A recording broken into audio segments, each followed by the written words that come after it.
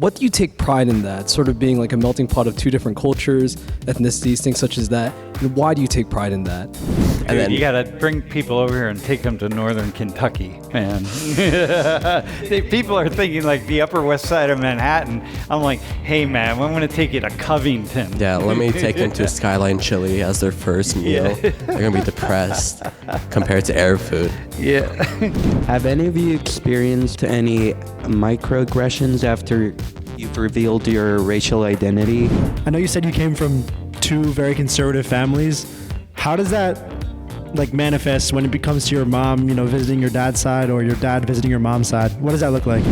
How do people treat you differently in Turkey when you tell them you're Syrian compared to how they treat you differently in Syria when you say that you're half Turkish? Wait, bro, you said Turkey. Yeah. Yeah. Where are you from? I'm Turkish. Turkey. Yeah. You saying that? Yeah.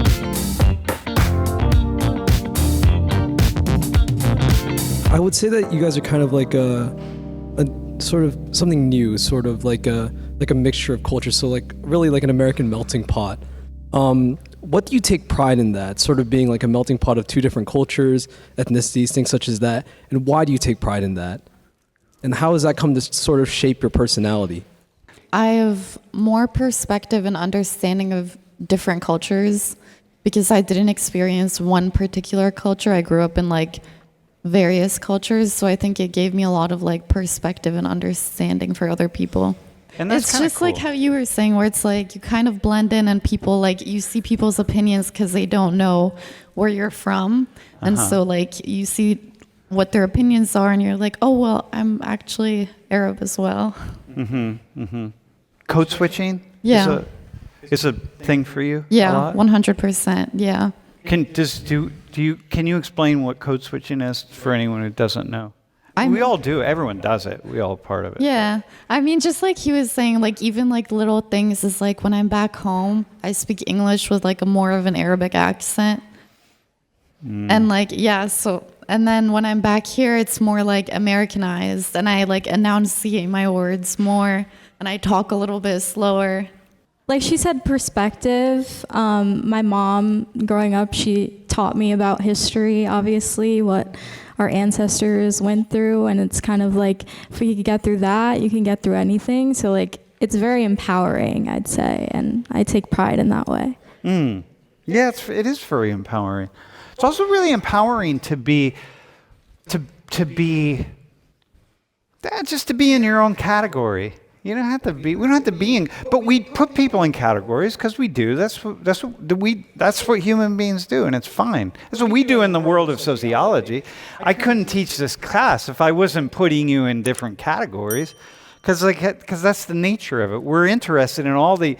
So right now, for example, I'm interested in these invisible strings that are coming down, the causal strings of sociological reality that are coming down and touching the four of you in ways, and there are some other people in class who are very similar to you, but are touching you in ways that other people don't really see or don't really understand, or don't see. It's really fascinating. Layla. Oh, yes. I had a question. So, how have you guys handled outward disappointment after explaining who you are to somebody? Oh, that's a good question. Have you explain who you are, outward kind of disappointment or disappointment, you would say? Disappointment or kind of reaction.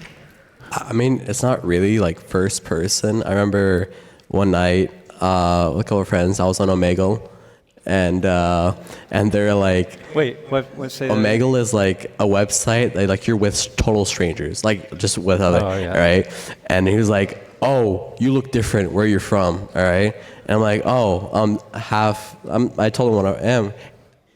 The loudest is disappointed. And it was and he just started cursing at me for no reason. I don't even know where he's from. I mean, he's not, fully white himself. So, but in person, no one's really oh, you're American, so you must think this way. You're ignorant or you're dumb or something. You must hear when you're in Saudi. You must hear things about Americans. If people don't know, you must hear things that like I wouldn't hear. I mean, honestly, it's a weird thing. I think they usually glorify America right now, at least the friends I'm around. And like, I'm the one who's like, yo, chill out. Like, you're not, like, everyone was like, yo, let me in with you or something like that. It's like, yo, let me come with you. Like, get me a house. Like, host me and like that. I'm like, it's not like all the thing like you're chatting up about. And Dude, then you got to bring people over here and take them to northern Kentucky, man. People are thinking like the Upper West Side of Manhattan. I'm like, hey, man, I'm going to take you to Covington. yeah, let me take them to Skyline Chili as their first meal. They're going to be depressed compared to Arab food. Yeah. I wouldn't say disappointment. I just feel like when people aren't able to guess what I am and then I say it, they're like, no, you're not. And I'm like, what do you mean, no, I'm not? Yes, I am. And then they're like, what does your mom look like? So it's almost like I have to explain myself when I feel like I shouldn't have to. Yeah.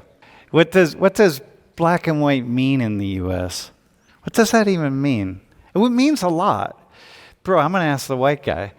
How do you see, like, when you think about black and white, how would you answer that, this guy? I mean, Who's not in the U.S.? if you're black, like you're darker skin, and if you're white, you're like a white skin like me. But that's what I see. I only, what, no. Because you're a bro. You're not thinking about this. Yeah, I mean, it's like Politically, black, though. like, I don't know, African, you come from African descent, like you come from Africa. I don't know where you come from.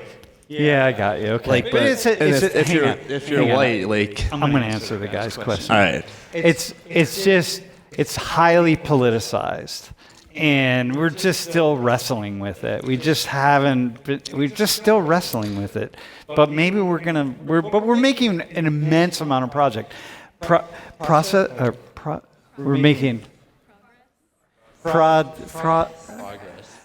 progress. Yeah. Oh my God.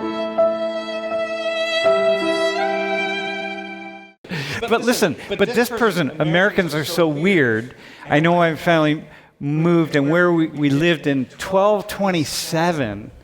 My house's foundation was in 1765. How can people not know who they are? I mean, I feel like because Americans, like, they've moved, like their family has moved through the generations. We haven't stayed in the same place. Like, Yeah. most people you see on this class or on, like, right here have migrated. Like, we're not from, like, unless we're Native American, which is a very low percent. We've all moved a countless number of times. It's hard to, especially without the internet. Yeah. There's no way to know. Dude, look at Ava right here. You've moved how many countless times? I lived in 4 countries. Yeah. Yeah. I mean, that's the nature. That's what makes the U.S. so interesting, is that we do have this. It's cool when you can know that your family, where they lived in 1227. That's also really cool. But it's also cool to be moving to different places constantly. And, that's life is just like that. Yeah. Have any of you experienced any microaggressions after you've revealed your racial identity? And if so, what do they look like? And do you guys have any examples? Microaggressions. Man, we haven't used that word, bro. We haven't used that word in this classroom in probably 2 years. So, Yes, definitely a lot. Whether here or in, ironically, Turkey as well, when it's like, oh, they find out that I'm like half Syrian, and then they're like, oh, so you're not Turkish, and you're just like identifying with Syrian, or oh, you're one of those like people who came after the war, and now you're like stealing our jobs and all of that stuff. And then I've experienced it here, where I would be in class, and then I'm speaking Arabic to a friend, and then a guy will come up to me and be like, oh, so like, you're Muslim, right? And I'd be like, yeah. And then he's like, oh, so like, do you pray to Hamas? And then I was like, oh, no, that's not how that works. and to pray to Hamas. So this is kind of interesting. One of the things I have done classes in the past on all the different places in the world, which is to say everywhere, where people are bigoted and racist and they stereotype and prejudice and all that. And so you just gave one tiny example. And you could go to Syria and have the same thing about. There's a lot of focus on like racism and stereotyping in the US because of the media. But I don't think like a lot of people in the US notice that there's almost the same, sometimes more racism and like bias in other countries. Oh, dude, there's so much. For us, we put it out. We put it out front, and we're really wrestling with it. Yeah. Like in Japan, bro. I mean, they love themselves. Like they're very self-absorbed with their own thing. They, I mean, if you're anything else, I mean. Do you ever experience racism in Japan as a white guy? I mean, occasionally. I mean, when I'm just by myself, but when I'm with my family, it's very sheltered. Yeah, then people. But obviously, you'll get less respect and less, what's it called? I don't know, generosity. Generosity. Yeah, that's good. Yeah, bro. Yeah, I have a question more specifically for Mazen, but anyone's free to answer if they have similar experiences. I know you said you came from two very conservative families. How does that like manifest when it comes to your mom, visiting your dad's side or your dad visiting your mom's side? What does that look like? We haven't visited, or at least my father has not visited like America in a while, so I don't know much about that. Like the last time he's lived here, I wasn't even born, so I don't know about that side. My mom's side.